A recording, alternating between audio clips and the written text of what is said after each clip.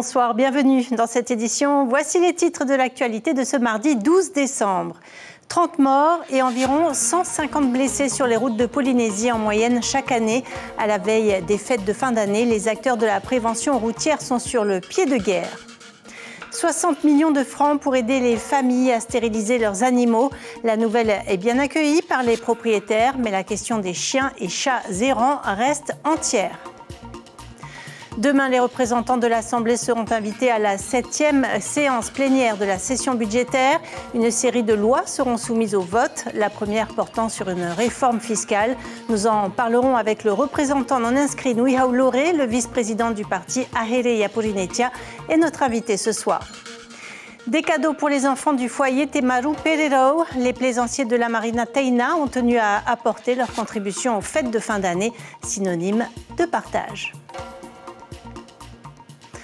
À l'approche de Noël et du jour de l'an, les usagers de la route doivent redoubler de prudence. Celui qui conduit, c'est celui qui ne boit pas. 30 personnes ont déjà perdu la vie sur les routes polynésiennes cette année. Les conducteurs de 2 roues sont les premières victimes. Lucille Guichet, Mirko Vanfo. 30 morts et environ 150 blessés sur les routes en moyenne chaque année. Depuis 2016, les chiffres ne baissent plus. Les premières victimes restent les conducteurs de 2 roues, motorisés ou non. Et le partage de la route n'est pas évident. Je fais très attention à eux parce qu'ils se faufilent et moi j'ai souvent peur qu'ils tamponnent mon rétroviseur par exemple et puis qu'ils se cassent la figure, qu'ils tombent devant moi. Entre les 2 voitures, donc du coup il laisse un tout petit espace où des fois ils doublent. Voilà. C'est dangereux ? Oui. Dangereux, oui. Ils ne font pas attention à vous ? Ils ne font pas attention à nous. À l'approche des fêtes de fin d'année, la sécurité routière rappelle les risques. Défaut de casque, comportement inadapté et surtout alcool au volant. Celui qui conduit, c'est celui qui ne boit pas. Il faudrait qu'on dise qu'on va se donner les moyens de tous être présents au rendez-vous du 2 janvier. Qu'entre le 23 décembre et le 2 janvier, il ne manque personne à l'appel. La direction des transports terrestres lance une campagne de sensibilisation multimédia jusqu'à la fin de l'année. Pas d'image choc, mais un message martelé. En amortissant le choc avec le sol ou les obstacles naturels en cas de chute, mais aussi à protéger de l'abrasion provoquée par le glissement sur la chaussée. Les messages sur lesquels on veut vraiment insister, effectivement, c'est en partie sur les 2 roues parce qu'effectivement, ils n'ont pas de carrosserie et justement, ils doivent être équipés et faire attention sur la route, plus que tous les usagers doivent faire attention sur la route, mais eux particulièrement, parce que du coup, leur équipement et leur comportement vont protéger et sauver leur vie. Le port du casque correctement attaché est obligatoire. Il est aussi toujours recommandé de porter une tenue adaptée. Chaussures fermées, gants, pantalons, voire blousons. Et en zone gendarmerie, c'est-à-dire toutes les communes sauf Pirée et Papeete, on compte cette année déjà 147 accidents, 28 morts et 168 blessés. L'alcool est souvent en cause, mais d'autres substances peuvent avoir des conséquences dramatiques sur les routes. Une vaste opération anti-stupéfiants a été menée entre le 4 et le 8 décembre par le commandant de la gendarmerie pour la Polynésie française. En 5 jours, 300 voitures ont été contrôlées, 29 amendes dressées, 73 dépistages de stupéfiants ont été effectués, dont 7 se sont révélés positifs. Une action qui s'inscrit dans l'opération baptisée Opération Tempête. Plus de 6000 plans de PACA ont été détruits, des réseaux ont été démantelés.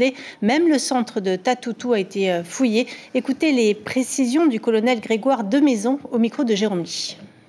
Le premier axe, c'est le contrôle des flux, j'y reviendrai, avec des contrôles très poussés de l'ensemble des flux, de l'alcoolémie, de la drogue, même de l'état des véhicules. Le deuxième axe, c'est la lutte contre la cybercriminalité. Nous en parlions avec le président Broverson. Nous allons organiser à la fin du mois de février, en liaison avec les instances nationales, un forum consacré à la cybercriminalité. Plus de 115 opérations de contrôle très variées, allant de la destruction d'une plantation au démantèlement d'un point de deal ou à des enquêtes judiciaires beaucoup plus complexes. Les moyens qui ont été mobilisés sont à la fois des moyens, je dirais, de sécurité publique, sur la base de l'engagement des brigades territoriales de Tahiti, mais également des archipels.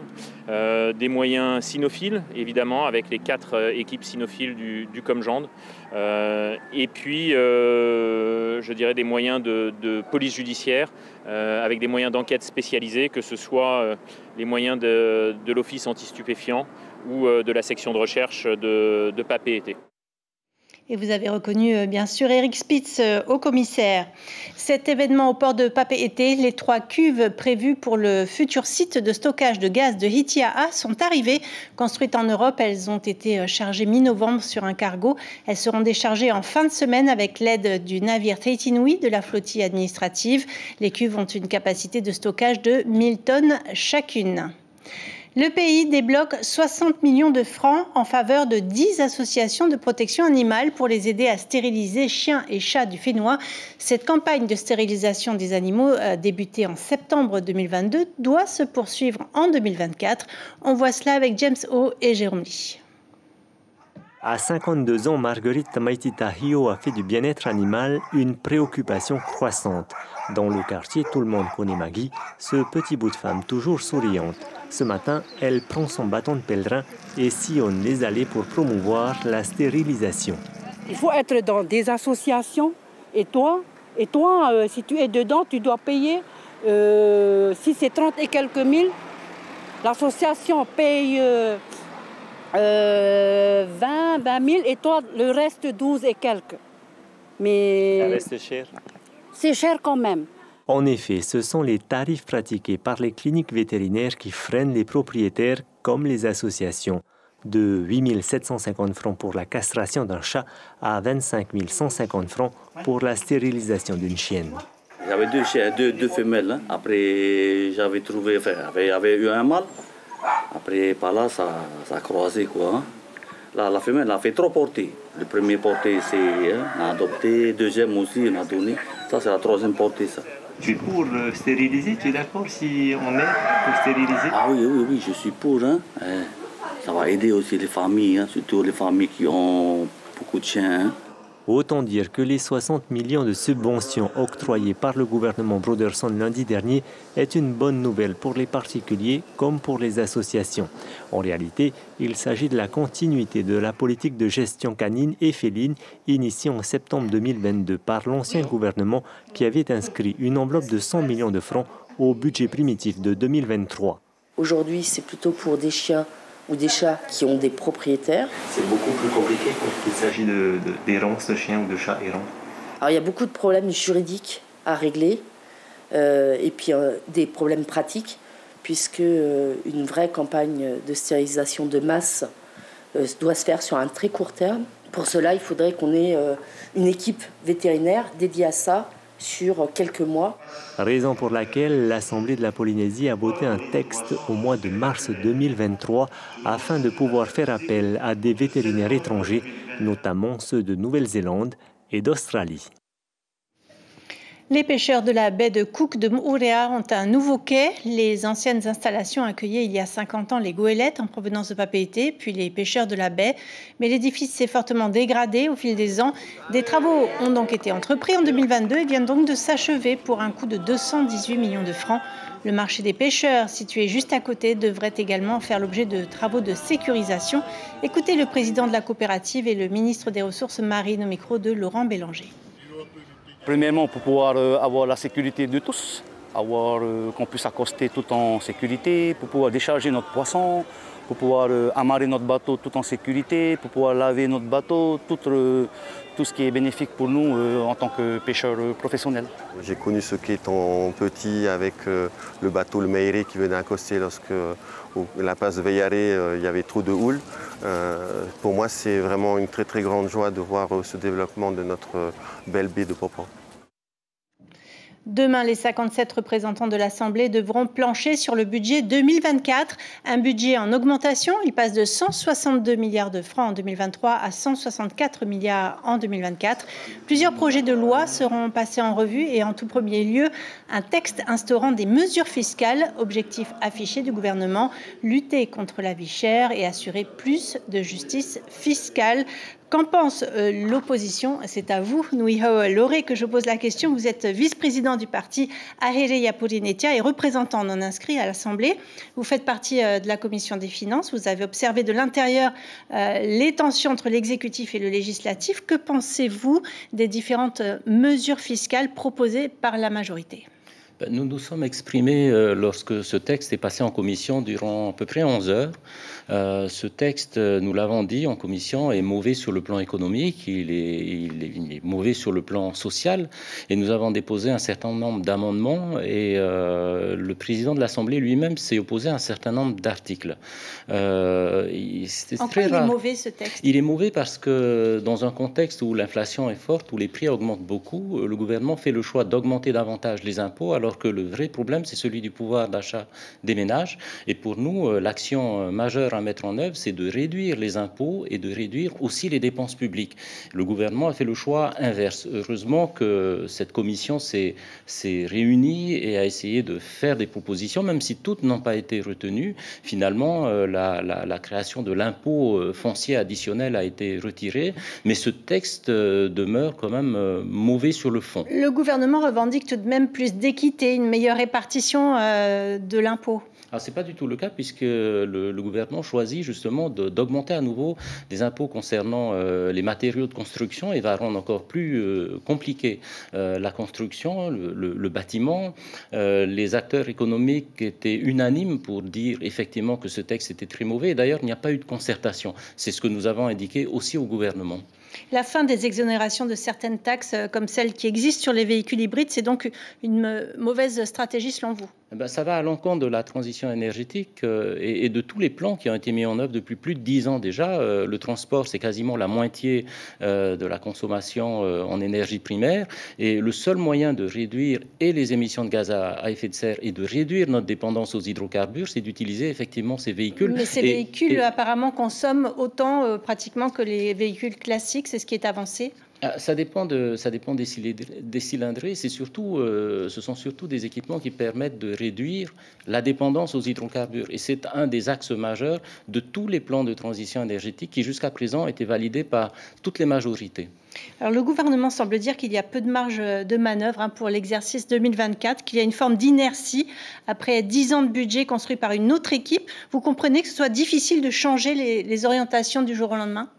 C'est difficile, mais on peut le faire quand même. Et donc, nous avons été surpris de voir que finalement, toutes les mesures qui avaient été annoncées pendant la campagne n'ont pas été reprises par le parti majoritaire.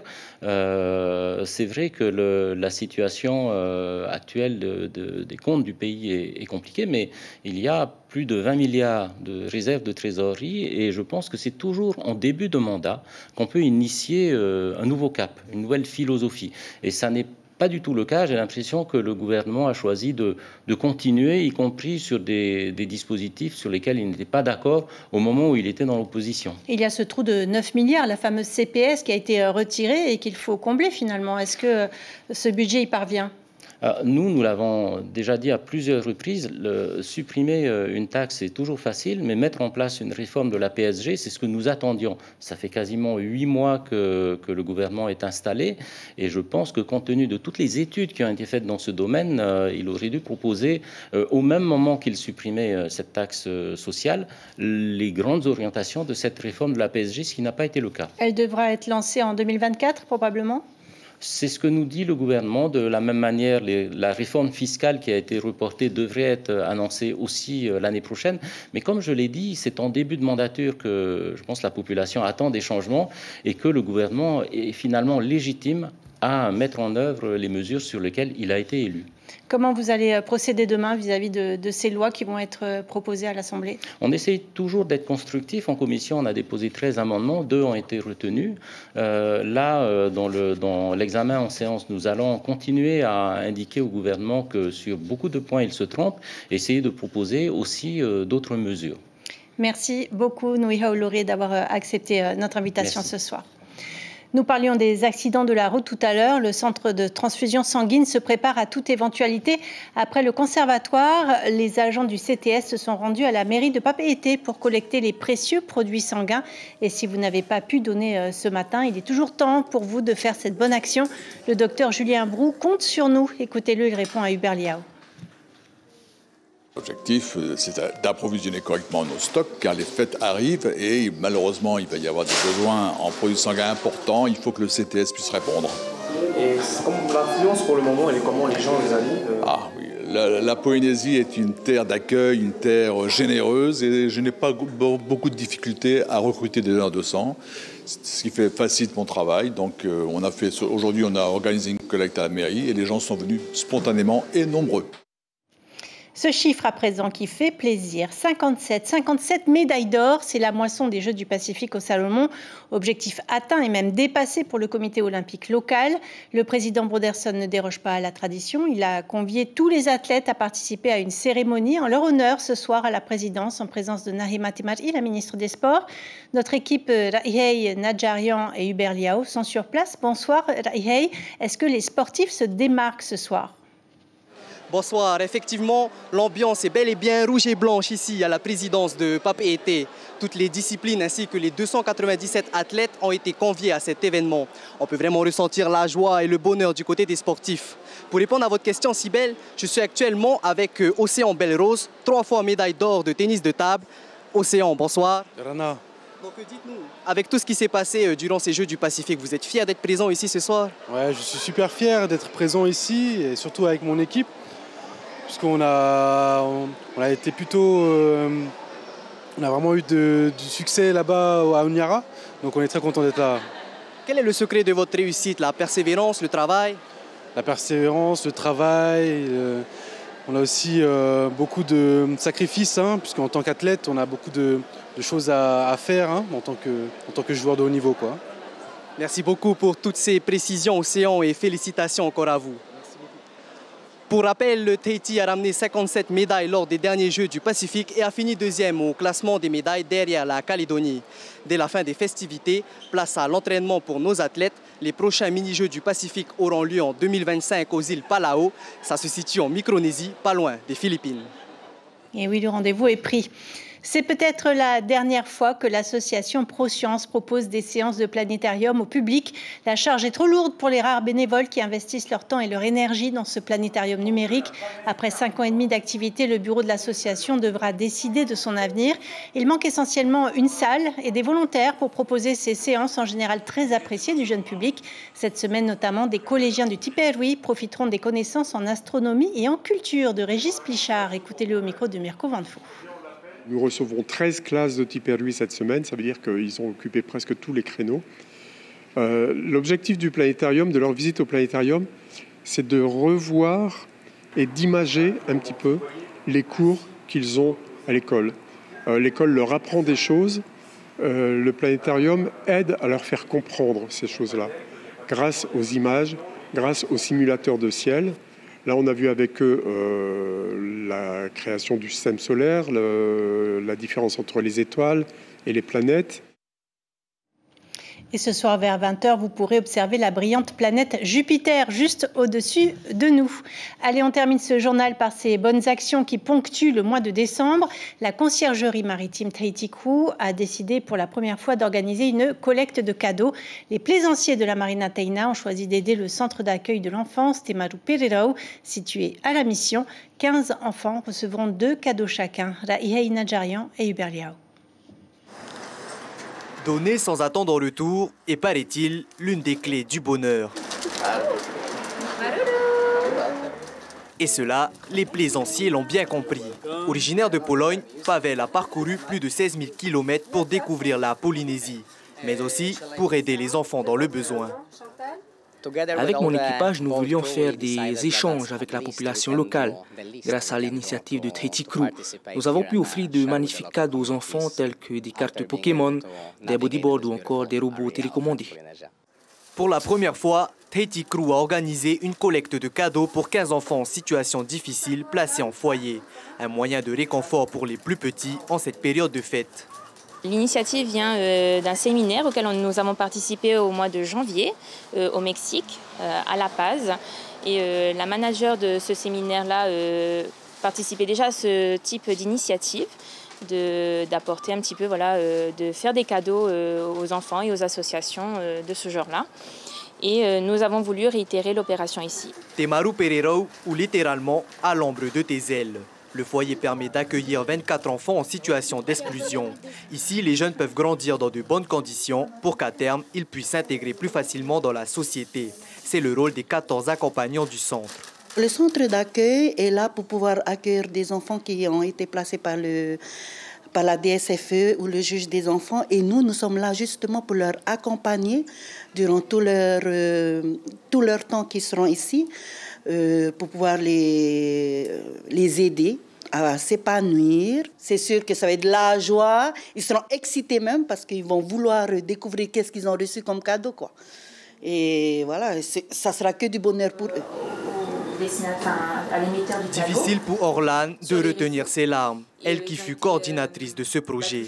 Demain, les jeunes du centre découvriront les cadeaux qu'ils ont demandés au Père Noël. Un moment de joie et de partage pour ces petits envers qui la vie n'a pas toujours été tendre. Et je vous rappelle l'information principale de ce journal, 30 morts sur les routes en 2023 et l'année n'est pas terminée. Les conducteurs de 2 roues sont le plus souvent les victimes d'accidents de la route.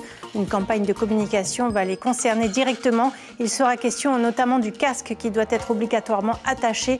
Le port de chaussures fermées, de gants et d'un pantalon sont fortement conseillés.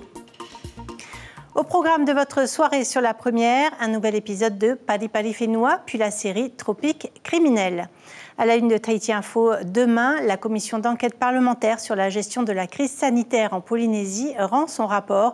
Il sera étudié lundi prochain à Taraheuï, avec notamment des préconisations en cas de retour d'une crise similaire. On arrive au terme de ce journal. Merci de l'avoir suivi. On se quitte avec les vœux de fin d'année de notre rédaction. Belle soirée sur la première. Chaque année, on prend tous de bonnes résolutions. Être plus empathique, faire du sport, passer du temps en famille.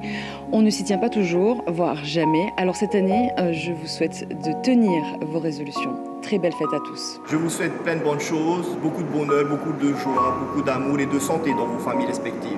À l'année prochaine. Je voudrais vous remercier pour ces moments passés ensemble. Merci de votre fidélité.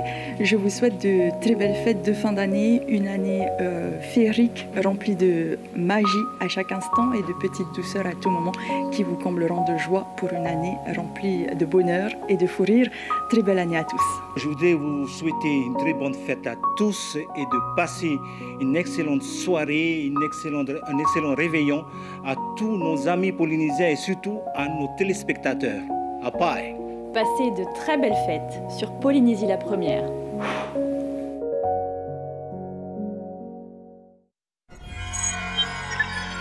Retrouvez ce programme en replay sur notre site internet.